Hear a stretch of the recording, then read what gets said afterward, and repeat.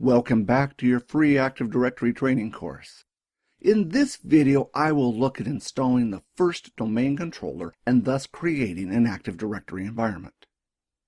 Before you start setting up a domain controller using Windows Server 2008, there are first a few prerequisites that you need to meet. First, you need to ensure that Windows Server 2008 has a static IP address. Next, Active Directory requires DNS infrastructure to work. If you do not have any existing DNS infrastructure, you can install Microsoft DNS during the domain controller install. Later on in the course, I will cover DNS in a lot more detail. For the present, I will install DNS with the domain controller, accepting all the defaults. This way, I can concentrate on Active Directory. I promise that later in the course, I will cover DNS in a lot more detail. Active Directory requires DNS infrastructure, but it does not have to be Microsoft's. If you have an existing DNS infrastructure, such as Unix-based DNS, you can use that as well. The next prerequisite that needs to be met for your first domain controller is that you need to ensure that you are a member of the local administrators group. Once you are ready to install your first domain controller or add an additional domain controller to any existing network, run the command dcpromo. The process of changing a server into a domain controller is called promotion. It is common for people to say, I'm going to promote this server to a domain controller. I will now change to my Windows Server 2008 server to demonstrate the process of promoting a server to a domain controller. I have already installed a fresh, clean install of Windows Server 2008 R2 on this computer. When the server boots up for the first time, you will be presented with the initial configuration task screen. In order to make this server a domain controller, I first need to assign it a static IP address. To do this from the initial configuration tasks, select the option Configure Networking. This will show all the network adapters on your server. From here, open the properties on the network adapter. In this case, I will configure an IP version 4 address. You could also configure an IP version 6 address, or both if you preferred. Domain controllers work equally well with either or both. Notice when I set the DNS server's IP address, I have set it to 127.0.0.1. This is the loopback IP address. This will direct all DNS queries back to this server. Since I will install DNS at the same time I promote this server to a domain controller, this is not a problem. Once I exit out of the network configuration, in the initial configuration tasks, I also get the option to change the computer name. If I go into here, notice that I have already set the computer name to DC1. Changing the computer name does require a restart. I would recommend changing the computer name and rebooting the server before promoting the server to a domain controller. If you change the computer name and don't reboot the server, this may cause some problems with promoting the server later on. Right down at the bottom, you have the option Add Roles. This will launch the Add Role wizard. You could also get to this step by running Server Manager from the Start menu and selecting the option Add Roles. Once past the Welcome screen, select Active Directory Domain Services from the list of roles. Active Directory Domain Services requires a .NET framework, so you will be prompted to add this as well. Once I next my way to the install part of the wizard, I am ready to install Active Directory Domains Services. Notice that I was not asked any configuration questions. All I was given was an information screen about Active Directory Domain Services. Just to prove a point, I will now cancel the wizard and thus not install the role. If I had finished the wizard, the server would not have been promoted to a domain controller. Remember that to promo a server to a domain controller, you need to run the command dcpromo. To do this, I will open a command prompt. Notice that when I run dcpromo, it will check to see if the Active Directory binaries are installed, and if not, it will install them. The process does take a few minutes to complete. If you know in advance that you are going to promote a server to a domain controller, often an administrator will install the Active Directory Domain Services role ahead of time using Server Manager. By doing this, you save time promoting the server to a domain controller because you don't have to wait for the binaries to be installed. Since the process does take a few minutes, I will fast forward the wizard. In this example, I will run the wizard in basic mode. Notice that you have the option Use Advanced Mode Installation. Later on in the course, I will cover these options. In this example, I will keep it simple and stick to the basic mode. On the next screen, you have a warning about old NT-style cryptography and Windows Server 2008. This is only a problem if you have Windows NT computers or devices that use old-style cryptography. Microsoft has raised the bar with Windows Server 2008 in regard to the cryptography that it supports. By default, these old clients will not be able to use a Windows Server 2008 domain controller. On Windows Server 2008, you can change some settings so that older clients can use Windows Server 2008. On Windows Server 2008 R2, these clients are not able to use Windows Server 2008 R2 by design. You cannot change a setting and enable them. Once past this warning screen, you need to decide if these servers are joining an existing forest or creating a new forest. Since this is the first domain controller that I am deploying, it will be on a new forest. Next, I need to type in the FQDN, or Fully Qualified Domain Name, for the domain.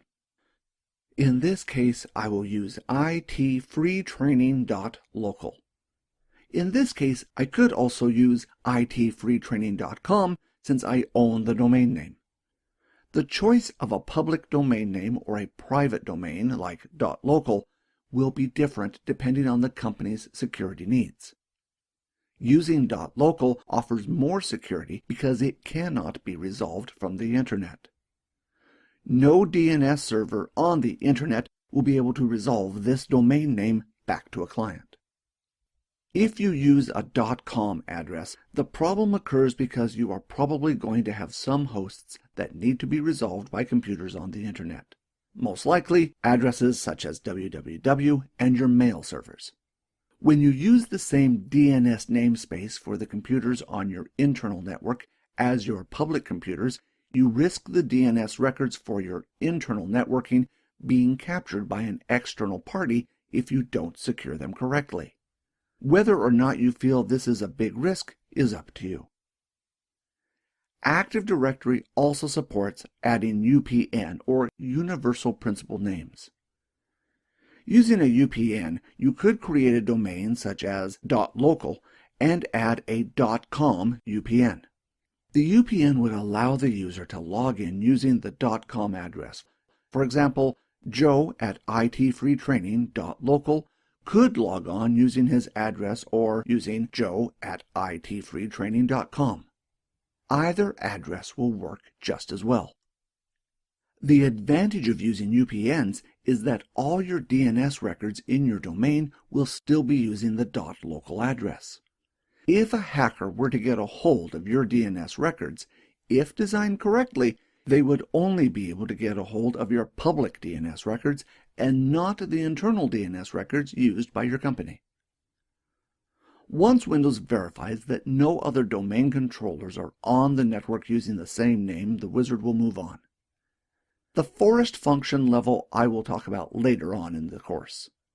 For the present, know that you can raise a forest level to a higher level, but you cannot go back. The higher the forest level, the more features. Currently, the forest level is set to Windows Server 2003. This means that only domain controllers that are Windows Server 2003 or above can be added to this forest. If you are not sure what setting to use, set it low. You can always raise it later. The choice of forest level only affects domain controllers. Which setting you use has no bearing on which computers you can use on your network. On the next screen is a domain functional level. The same applies to the domain function level. You can raise it, but you cannot lower it. We will talk more about forest and domain functions level in a later video. If you are not sure, select the lowest level. You can always raise it later. Just remember, the domain level you set here determines which domain controller operating systems you can add to the domain. On the next screen, you can select to install Microsoft DNS Server at the same time the server is promoted. Since this is the first domain controller, I cannot set any additional options. Later in the course, I will go over these options. If you are using an existing DNS infrastructure, you could deselect the DNS option. Once I press Next, I will get a warning message. This message states that Windows could not find a delegation for the DNS zone. In simple language, this means that no DNS zone could be found for IT-free training. Since DNS has not been installed yet, this is to be expected. When Active Directory is installed, it will create the missing DNS zone for you automatically. The next screen will ask you where you want to store the Active Directory database. In this case, I will leave them on the same hard drive. On a busy domain controller, you may want to consider putting the database on a separate hard disk. You could also put the log files on a separate hard disk if you wanted to. The log files record changes as they happen, allowing the database to be recovered if the hardware was to suddenly crash. The next option is the sysvol folder. This folder contains all the login scripts and group policy settings for the domain. This data is replicated throughout the domain to every domain controller in the domain. In most cases, you will leave this on the defaults. The next screen will ask you for a Directory Services Restore Mode password. This password is different from any other username and password on the system. It does not allow you access to the domain or to any services.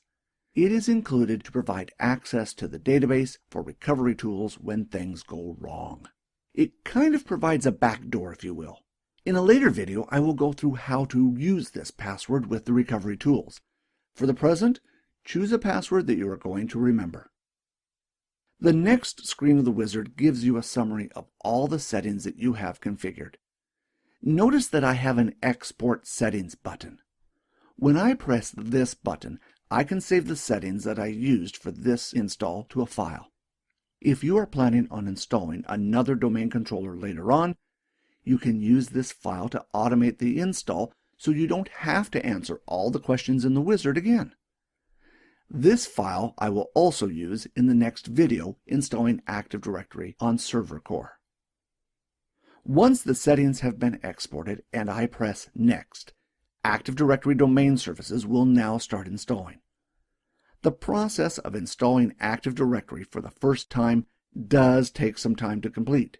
You have the option to automatically reboot the server once complete. However, I will leave this clear and speed up the video to the end. The wizard took about 5 minutes to complete. I now reboot the server and return once it has started back up again. Once the server has rebooted and I have logged back in again, notice that once again I am taken to the initial configuration task screen. Notice at the bottom the roles DNS Server and Active Directory Domain Services have now been installed. Since I have finished with the initial configuration of this server, I will tick the box Do Not Show This Window at Logon and close Initial Configuration Tasks. When I close this window, Windows will automatically open Server Manager. From Server Manager, if I select Roles, I can see the Active Directory Domain Services Roles Administration section. Under this is the section Active Directory Users and Computers. Active Directory Users and Computers is where you can add and remove users from the domain. This tool can also be used from the Start menu under Administrative Tools without the need to open Server Manager. Server Manager, however, does group a lot of tools together, making it easier to configure your server. If I open Users, I can see all the default users that are present in this domain. One of the things I want to point out is if I open local users and groups from the Start menu. If you have configured local users on Windows Server or clients such as Windows 7, you would have used a tool like this one. Once I open the local users and groups, notice that I get an error message. When you promote a server to a domain controller, the local users on the domain controller are no longer available. This only happens on domain controllers. Local users are not as secure as domain users, and disabling the local users helps protect the domain controller. Without local users, if you need to give access to a folder or resource on a domain controller, you would simply use a domain user or group rather than a local user or group. If I now open Windows Explorer and open the Windows folder and the subfolder NTDS, this is where the Active Directory database is stored. Notice the file ntds.dit. This is essentially the heart of Active Directory. Notice there are also a number of other files in this folder as well. These files are the log files. These do not hold Active Directory data, but can be used to help recover Active Directory if there is a problem. If I go back a directory and open the sysvol folder, this is the folder that contains all the login scripts and group policies. This folder is replicated to all domain controllers in your domain. Notice under the domain folder, you have the folders Policies and Scripts. Policies holds group policy, while Scripts holds login scripts. In most cases, you will not have to edit data directly in here. Microsoft supplies a lot of tools that edit the files directly for you. In some troubleshooting scenarios, it pays to understand where these files are located. If I now go back to Server Manager, there's a section just for Active Directory domain services. This will show you any events that have been generated and the services used with Active Directory. There's also a section for documentation, including best practices. The service that I would like to point out in particular is Active Directory Domain Services. This service can be stopped and Active Directory will be stopped. This means that Active Directory can be restarted without having to reboot the server. Previously, you would need to reboot the server to restart Active Directory. Now that I have installed my first domain controller and thus created a domain, the next step is to add a second domain controller. This will be the topic of the next video, in which I will install Active Directory on Server Core. For the rest of this course, please have a look at our webpage or YouTube channel. Once again, thanks for watching.